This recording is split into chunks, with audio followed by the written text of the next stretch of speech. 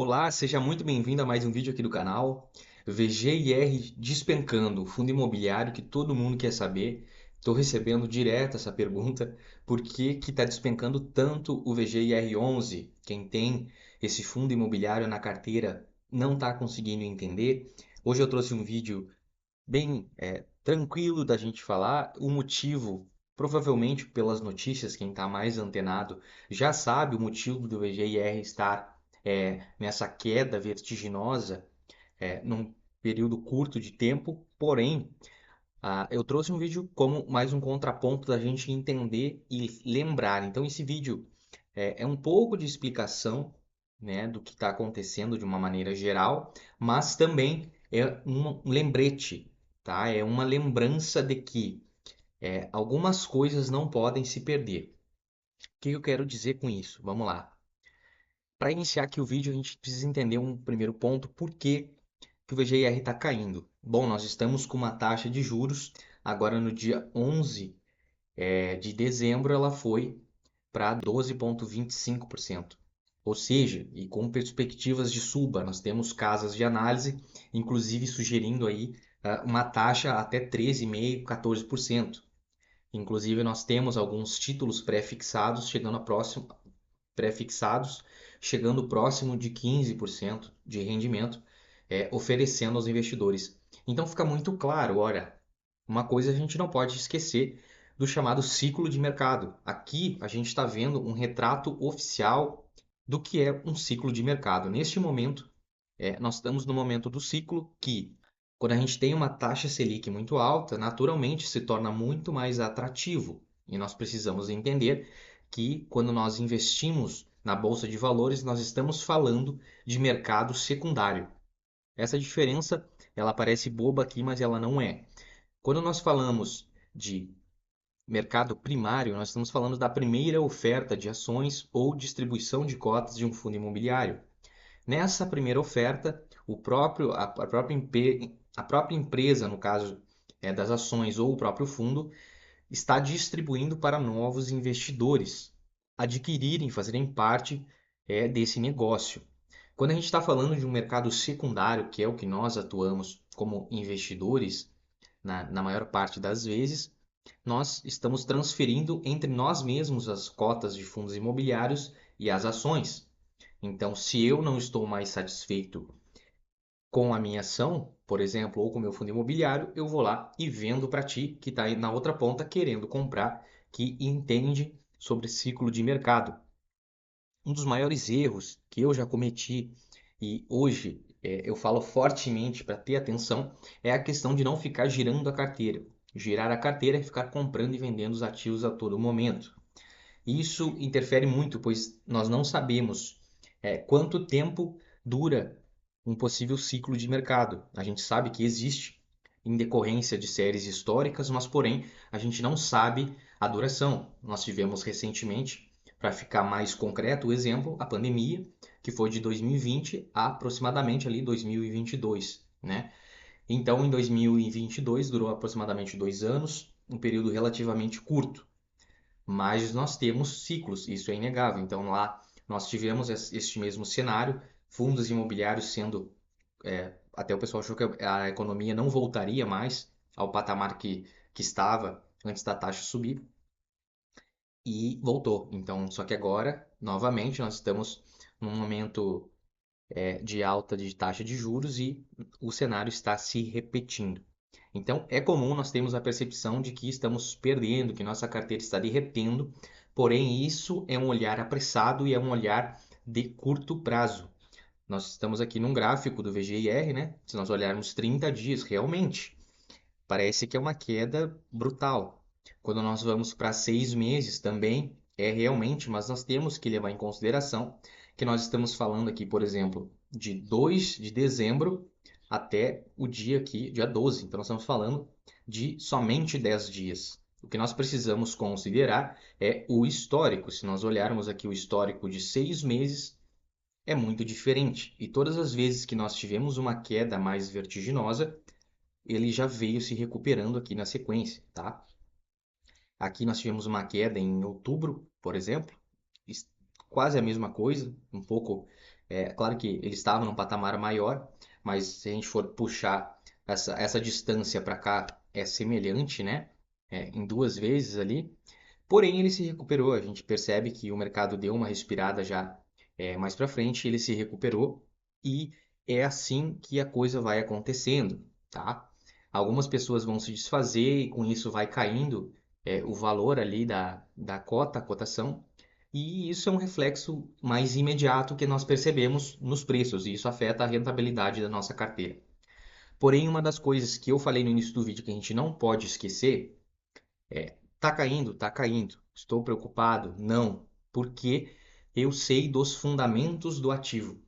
Isso a gente tem que ter em mente sempre. Se eu sei do porquê que eu comecei a investir naquele ativo, porquê que eu aportei o meu dinheiro suado nesse ativo, e eu sei de forma, ainda que não profissional, mas que eu saiba minimamente porquê, quais são os fundamentos que eu utilizei para aportar algum dinheiro nesse ativo, a chance de dar problema é muito pequena, é quase irrisória. Aí nós temos a questão de um risco sistêmico, talvez, e aí não tem muito o que a gente fazer, certo? Quanto ao risco do ativo, como é que ele é dirimido, né? Como é que a gente faz para mitigar o risco do ativo? Na esfera de riscos, nós temos o risco do ativo ali, né? Do ativo da problema e um risco sistêmico, que é o da economia, como foi na pandemia. Esse aí nós não temos, infelizmente, é, não temos como controlar. Acontece. Mas temos como mitigar o risco da carteira e dos ativos. O da carteira, nós temos que fazer uma diversificação. É a base ali de investimentos. E dos ativos, nós temos que fazer análise do ativo de uma maneira um pouco mais aprofundada. Então, eu já tive a parte de vídeo de duelos de fundos imobiliários, inclusive aqui, é quando eu falo sobre analisar o ativo da forma adequada. Eu abro a parte de relatórios, por exemplo, da gestão e observo o que os próprios gestores estão fazendo e como está, se a carteira está saudável ali do fundo. Então, tendo esses pontos em mente, fica muito mais simples, porque eu sei os fundamentos do meu ativo. Quando eu entro lá no relatório de gestão do VGIR, inclusive eu vou deixar, tem uma imagem aí que eu vou deixar para vocês, onde eu fui no relatório para ver o que está acontecendo e fui nos comentários do gestor, e o gestor mesmo do fundo, ali, a gestão como um todo, está dizendo que, do ponto de vista do acompanhamento que eles estão fazendo de todos os CRIs pertencentes ao VGR11, que é a grande parte da sua carteira, estão muito saudáveis, considerando que a gestão tem um olhar muito próximo do que está acontecendo, tanto no mercado externo que afeta o fundo, quanto no seu próprio gerenciamento interno. Então a gestão, de alguma forma, de certa forma, passa uma segurança ali para o investidor. Então a gente não tem que temer. E são duas coisas. A gente tem essa análise do ativo, propriamente dita, né? De por que eu estou investindo, e a diversificação da carteira. Porque se eu tenho 3, 5% do meu patrimônio em VGIR, os outros 95%, por exemplo, já estão. Se eu tenho outros ativos, eles estão garantindo a rentabilidade da minha carteira, fazendo com que isso não seja uma preocupação. Quem tem uma carteira de ativos diversificada dorme muito tranquilo à noite. Isso eu tenho certeza e eu posso garantir para vocês. Certo? Então, os próprios comentários dos gestores estão dizendo que o fundo permanece ativo, permanece saudável, né? Então a gente não tem por que ficar tão apavorado. E lembrar que sempre, né? Como eu digo aqui no início do vídeo, a gente sempre tem que relembrar: investimento em renda variável, por existirem os ciclos de mercado, eles são para o médio e longo prazo. Porque se a gente inventa de querer gerar carteira dentro de um ciclo de mercado, a gente acaba ferido. Vai acontecer uma deterioração aí da carteira, e quem não tem estômago para continuar, apesar disso, não consegue chegar ao nível de liberdade financeira com uma carteira de investimentos, que acredito que seja o objetivo da maioria que está investindo. E lembrando que nós estamos neste momento, só reforçando, né, numa excelente, numa ótima, numa espetacular, numa esplendorosa oportunidade de compra, certo? Não vou fazer recomendação de ativos, não tem como a gente recomendar ativos, não é possível, porém a compra, né, dos ativos que provavelmente tu já tem em carteira, continuar comprando, se tu já fez uma análise prévia, é sim uma recomendação, porque vai ter uma recuperação dessa situação, como já teve das outras vezes que nós tivemos crises grandes, certo? Aproveita para comprar, pega agora, vai vir 13º, se puder.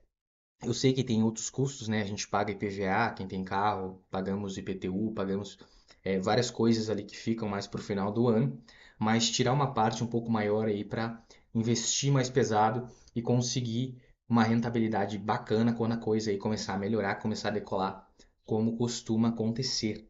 E o ciclo de mercado favorece isso, certo? Então, essa foi uma explicação breve aqui do porquê essa queda vertiginosa do VGIR11. Se a gente for olhar aqui, eu também queria mostrar nesse vídeo só para finalizar, o P sobre VP, sempre acompanhem também aqui, o P sobre VP 0,9 ainda é um P sobre VP que está descontado, mas não é o fim do mundo. A gente começa a se preocupar, pelo menos da minha visão, com o P sobre VP quando ele está 0,60, 0,70, pode ser que alguma coisa aí a gente precisa analisar realmente o que pode estar acontecendo. Mas dois pontos fundamentais aqui que eu olho, que me garantem que eu ainda posso permanecer com ativo, é que nós estamos com PVP, com P sobre VP 0,9, muito bom, um P sobre VP excelente, o fundo está descontado realmente pela situação sistêmica, né, da taxa Selic, e também a liquidez média diária, né? Nós estamos falando de mais de 6 milhões de negociações diárias, então se por algum motivo tu precisar te desfazer desse ativo, tem liquidez para isso, é um fundo extremamente líquido. Beleza? Então leva esses pontos que eu comentei aqui em consideração e nos vemos num próximo vídeo.